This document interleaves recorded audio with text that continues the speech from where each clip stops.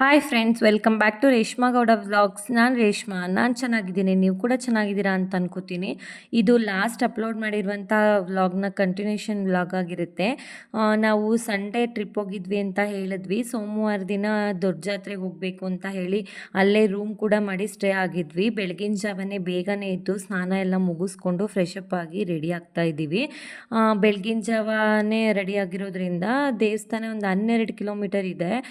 ಆದ್ರೂ ಟ್ರಾಫಿಕಲ್ಲಿ ನಾವು ಸೇರುವಷ್ಟೊತ್ತಿಗೆ 7 ಗಂಟೆ ಆಗಿತ್ತು. ಆಲ್ರೆಡಿ ತೇರು ಎಳೆದಿದ್ರು. ದೇವಸ್ಥಾನದ ಸುತ್ತ ತೇರು ಹೋಗಿ ಮುಂದೆ ರಥಬೀದಿನಲ್ಲಿ ಹೋಗ್ತಿದೆ ಅಂತ ಹೇಳಿದ್ರು.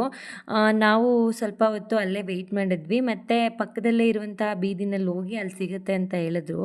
ಹಾಗೆ ಮುಂದೆ ನಡ್ಕೊಂಡು ಹೋದರೆ ತೇರು ಬರ್ತಾ ಇತ್ತು. ಅದು ನೋಡಿ ಎಷ್ಟು ಖುಷಿ ಆಯಿತು ಅಂದರೆ ತುಂಬಾ ಖುಷಿ ಆಯಿತು. ಇದು ನಂಜನಗೂಡು ದೊಡ್ಡ ಜಾತ್ರೆ, ನಮ್ಮ ಕರ್ನಾಟಕದಲ್ಲಿ ನಡೆಯೋ ಅತಿ ಹೆಚ್ಚು ಜನ ಸೇರುವಂತಹ ದೊಡ್ಡ ಜಾತ್ರೆ. ಹಾಗೂ ಈ ಜಾತ್ರೆ ಪ್ರತಿ ವರ್ಷ ಮಾರ್ಚ್ ಅಥವಾ ಏಪ್ರಿಲ್ ತಿಂಗಳಲ್ಲಿ ನಡೆಯುತ್ತೆ. ಪುರಾಣಗಳ ಪ್ರಕಾರ ಗೌತಮ ಮಹರ್ಷಿಗಳು ತಪಸ್ಸನ್ನು ಮಾಡಿ ಶಿವನನ್ನು ಆರಾಧಿಸಿದರು ಎಂದು ನಂಬಿಕೆ ಇದೆ. ಅವರ ಭಕ್ತಿಗೆ ಸಂತೋಷಗೊಂಡ ಶಿವನು ಇಲ್ಲಿ ನಂಜುಂಡೇಶ್ವರನ ರೂಪದಲ್ಲಿ ಸ್ಥಿರವಾಗಿ ನೆಲೆಸಿದ ಎಂಬ ಪುರಾಣ ಕಥೆಗಳು ಇದೆ.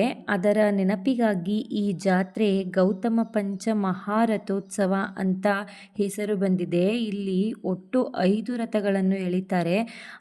ಅದರಲ್ಲಿ ಈ ಗೌತಮ ರಥೋತ್ಸವ 90 ಅಡಿ ಎತ್ತರ ಇದ್ದು 110 ಟನ್ ತೂಕ ಇದ್ದು, ಇದನ್ನು ಹಿಂದಿನ ಕಾಲದಲ್ಲಿ ಆನೆಗಳ ಸಹಾಯದಿಂದ ಭಕ್ತರು ರಥವನ್ನು ಎಳೆಯುತ್ತಿದ್ದರು. ಈಗ JCBಗಳ ಸಹಾಯದಿಂದ ಲಕ್ಷಾಂತರ ಭಕ್ತಾದಿಗಳು ರಥವನ್ನು ಎಳೆಯುತ್ತಾರೆ. ಇದು ಬರೀ ರಥವಲ್ಲ, ಸಾಂಸ್ಕೃತಿಕ ಉತ್ಸವ. ರಥೋತ್ಸವವನ್ನು ಕಣ್ತುಂಬ್ಕೊಳ್ಳೋದೇ ಒಂದು ವಿಶೇಷ.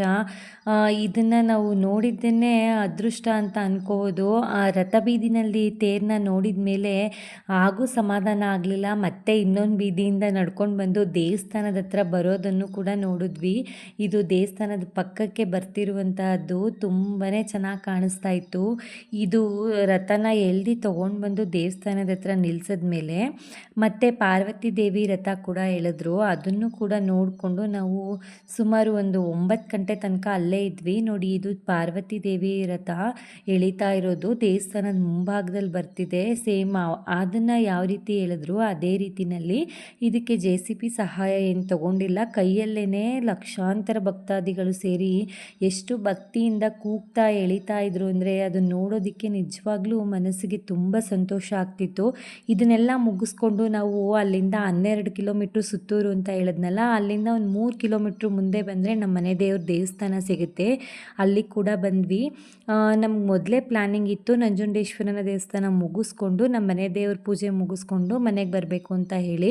ಅದಕ್ಕೋಸ್ಕರ ಅಲ್ಲಿಂದ ಬಂದು ನಾವು ಪೂಜೆ ಸಾಮಾನೆಲ್ಲ ತೊಗೊಂಡು ದೇವಸ್ಥಾನಕ್ಕೆ ಬಂದಿದ್ದೀವಿ. ನಮ್ಮ ದೇವಸ್ಥಾನದಲ್ಲಿ ಏನೋ ವಿಪರೀತ ರಶ್ ಇರಲ್ಲ. ಸೋಮವಾರ ಡೈಲಿ ಪೂಜೆ ಅಂತೂ ಇರುತ್ತೆ. ನಾವು ಸಾಮಾನ್ಯ ಭಾನುವಾರನೇ ದೇವಸ್ಥಾನಕ್ಕೆ ಬರ್ತಿದ್ದಿದ್ದು. ಯಾಕೆಂದರೆ ಮಕ್ಳಿಗೂ ಸ್ಕೂಲ್ ರಜಾ ಇರ್ತಿತ್ತು, ನಮ್ಮ ಮನೆಯವರಿಗೂ ಅಂಗಡಿ ರಜಾ ಇರ್ತಿತ್ತು. ಆದರೆ ಈ ಸಾರಿನೇ ಸೋಮವಾರ ಬಂದಿರೋದು. ನಂಜುಂಡೇಶ್ವರ ರಥ ಮುಗಿಸ್ಕೊಂಡು ನಾವು ನಮ್ಮ ಮನೆ ದೇವರು ನಾಗಲಿಂಗೇಶ್ವರ ಸ್ವಾಮಿ ಸನ್ನಿಧಾನಕ್ಕೆ ಬಂದಿದ್ದೀವಿ. ಎಷ್ಟು ಖುಷಿ ಆಗುತ್ತೆ ಅಂದರೆ ದೇವರ ದರ್ಶನ ಮಾಡಿದಾಗ ಮನಸ್ಸಿನಲ್ಲಿ ಏನೇ ಆತಂಕಗಳಿದ್ರು ಅದೆಲ್ಲ ಕಡಿಮೆ ಆಗುತ್ತೆ. ನಮ್ಗೆ ಏನೇ ಕೆಲಸ ಇದ್ರೂ, ಎಷ್ಟೇ ದೂರ ಇದ್ರೂ ನಮ್ಮ ಮನೆ ದೇವ್ರ ದೇವಸ್ಥಾನಕ್ಕೆ ಒಂದು 3 ರಿಂದ 4 ಸಾರಿ ವರ್ಷದಲ್ಲಿ ಹೋಗಲೇಬೇಕು. ಇಲ್ಲ ಅಂದರೆ ಮನಸ್ಸಿಗೆ ಸಮಾಧಾನನೇ ಆಗಲ್ಲ. ನಾವು ಈ ಸಾರಿ ಶಿವರಾತ್ರಿನಲ್ಲಿ ಬರಬೇಕಾಗಿತ್ತು, ಬಟ್ ಆವಾಗ ಬರೋಕ್ಕಾಗಲಿಲ್ಲ ಕಾರಣಾಂತರಗಳಿಂದ. ಅದಕ್ಕೋಸ್ಕರ ಅಂತ ಹೇಳಿ ಈ ಸಾರಿ ಸಮ್ಮರ್ ಹಾಲಿಡೇಸಲ್ಲಿ ಹೋಗೋಣ ಮಕ್ಕಳಿಗೆ. ನನ್ನ ಮಗಳು 10th ಇರೋದ್ರಿಂದ ಅವಳ ರಿಸಲ್ಟ್ ಎಲ್ಲ ಮುಗಿದ ಮೇಲೆ ಹೋಗೋಣ ಅನ್ನೋ ಪ್ಲ್ಯಾನಿಂಗಲ್ಲಿದ್ವಿ. ಆದರೆ ದೇವರ ದಯೆ, ಯಾವಾಗ ಕರೆಸ್ಕೋಬೇಕು ಅಂತ ಅವನಿಗೆ ಅನಿಸುತ್ತೆ ಆವಾಗಲೇ ಅಲ್ವಾ ಹೋಗೋದು. ನಮಗಂತೂ ಐಡಿಯಾನೇ ಇರಲಿಲ್ಲ, ಈ ಟ್ರಿಪ್ಪಿನ ಪ್ಲ್ಯಾನೇ ಇರಲಿಲ್ಲ. ಹಾಗೆಯೇ ನಾವು ನಂಜನಗೂಡು ಕೂಡ ಮುಗಿಸ್ಕೊಂಡು ನಮ್ಮ ಮನೆ ದೇವ್ರ ಪೂಜೆ ಕೂಡ ಮುಗಿಸಿದ್ವಿ. ಮನ್ಸಿಗಂತೂ ತುಂಬಾ ನೆಮ್ಮದಿ ಆಯಿತು. ಅಲ್ಲಿಂದ ಪಕ್ಕದಲ್ಲೇ ಹೆಣ್ಣು ದೇವ್ರ ದೇವಸ್ಥಾನ, ಮಂಚಮ್ಮನ ದೇವಸ್ಥಾನ ಇದೆ. ಅಲ್ಲೂ ಕೂಡ ಹೋಗಿ ಪೂಜೆ ಮಾಡಿಸ್ಕೊಂಡು ಬಂದ್ವಿ. ಇದು ನಮ್ಮ ಹೆಣ್ಣು ದೇವ್ರ ಮನೆ ದೇವ್ರ ದೇವಸ್ಥಾನ. ಒಂದೇ ಊರಲ್ಲಿ 2 ದೇವಸ್ಥಾನಗಳಿದೆ. ಪೂಜೆ ಎಲ್ಲ ಮುಗಿಸ್ಕೊಂಡು ಮನೆಗೆ ಬಂದ್ವಿ. ದರ್ಶನ ಅಂತೂ ತುಂಬ ಚೆನ್ನಾಗಾಯಿತು. ಅದಾದಮೇಲೆ ನಾವು ನೆಕ್ಸ್ಟ್ ಡೇ ನಮ್ಮ ಮನೆಗೆ ಒಂದು ಮೇಕೆ ತೊಗೊಂಡು ಬರಬೇಕಾಗಿತ್ತು. ಅದಕ್ಕೋಸ್ಕರ ಅಂತ ಹೇಳಿ ಸಂತೆಗೆ ಹೋಗಿದ್ದೀವಿ. ಸಂತೆಯಲ್ಲಿ ಎಷ್ಟು ಮೇಕೆಗಳಿತ್ತು ಅಂದರೆ ಆಡು ಕುರಿ ಎಲ್ಲ ಇತ್ತು. ನೋಡೋಕ್ಕಂತೂ ತುಂಬ ಖುಷಿ ಆಯ್ತಾಯಿತ್ತು. ಯಾವುದನ್ನು ತೊಗೊಳ್ಳೋದು ಯಾವುದನ್ನು ಬಿಡೋದು ಅನ್ನೋ ಕನ್ಫ್ಯೂಷನಲ್ಲೇ ಇದ್ವಿ.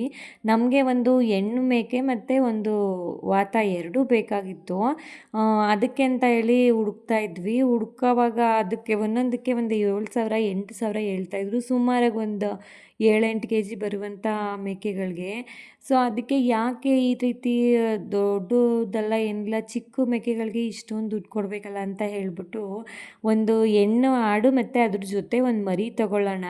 ಆಗ ಅದು ರೇಟು ಸರಿ ಹೋಗ್ಬಿಡುತ್ತೆ, ಮರಿ ಕೂಡ ದೊಡ್ಡವಾಗುತ್ತೆ, ಅದನ್ನು ಸಾಕೋಬೋದು.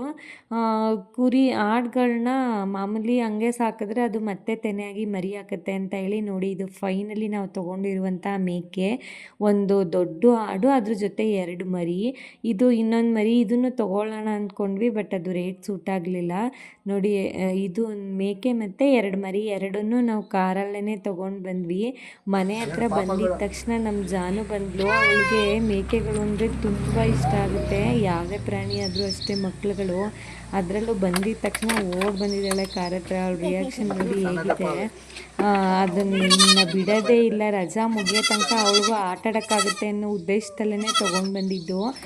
ಸ್ವಲ್ಪ ಹೊತ್ತು ಮಕ್ಕಳು ಮೊಬೈಲು ಟಿವಿಯಿಂದ ದೂರ ಇರಬೇಕು ಅಂದರೆ ಈ ರೀತಿ ಏನಾದರೂ ಒಂದನ್ನು ಮಾಡಬೇಕು. ನಮಗೂ ಮೇಕೆ ಸಾಕೋ ಅವಶ್ಯಕತೆ ಇತ್ತು, ಜೊತೆಯಲ್ಲಿ ಅವಳು ಆಟ ಆಡೋಕ್ಕೂ ಆಗುತ್ತೆ ಅಂತಲೇ ಇದನ್ನು ತಂದಿದ್ದು. ಅವಳಿಗಂತೂ ಖುಷಿ ತಡ್ಕೊಳ್ಳೋಕ್ಕೆ ಆಗಿಲ್ಲ. ಹೇಗಾಗಿದೆ ಅಂದರೆ ಮೇಕೆ ಮರಿ ಬಂದಮೇಲೆ ಅವಳಿಗೆ ಬೇರೆ ಇನ್ನೇನು ಬೇಕಾಗಿಲ್ಲ. ಟಿವಿ ಮೊಬೈಲ್ ಕಡಿಮೆ ನೋಡ್ತಿದ್ದಾಳೆ, ಮೇಕೆ ಜೊತೆಲೇ ಜಾಸ್ತಿ ಟೈಮ್ ಸ್ಪೆಂಡ್ ಮಾಡ್ತಿದ್ದಾಳೆ. ಅದನ್ನ ಕರ್ಕೊಂಡೋಗಿ ಅದ್ರ ಜಾಗಕ್ಕೆ ಕಟ್ಟಾಕಿ ಅದನ್ನ ಕೊಟ್ಕೊಂಡು ಆಟ ಆಡಿಸ್ಕೊಂಡಿರೋದೇ ಅವಳ ಕೆಲಸ ಆಗ್ಬಿಟ್ಟಿದೆ. ನೋಡೋದಕ್ಕಂತೂ ಖುಷಿ ಆಗುತ್ತೆ. ನೋಡಿ ಎಷ್ಟು ಚೆನ್ನಾಗಿ ಮೇಯ್ತಾ ನಿಂತಿದ್ದಾವೆ. ಮನೆಯಲ್ಲಿ ಈ ರೀತಿ ಒಂದು ಚಿಕ್ಕ ಪ್ರಾಣಿಗಳಿದ್ರೆ ಎಷ್ಟು ಖುಷಿ ಆಗುತ್ತೆ ಅಂದರೆ, ಏನಾದರೂ ಸ್ಟ್ರೆಸ್ ಇರಲಿ ಒಂದು 5 ನಿಮಿಷ ಅದ್ರ ಮುಂದೆ ನಿಂತ್ಕೊಂಡಾಗ ಮನ್ಸಿಗೆ ತುಂಬಾ ಖುಷಿ ಆಗುತ್ತೆ. ಈ ವಿಡಿಯೋ ಇಷ್ಟ ಆಗಿದ್ರೆ ಲೈಕ್ ಮಾಡಿ, ಶೇರ್ ಮಾಡಿ, ಸಬ್ಸ್ಕ್ರೈಬ್ ಮಾಡೋದನ್ನು ಮರಿಬೇಡಿ. Thank you all.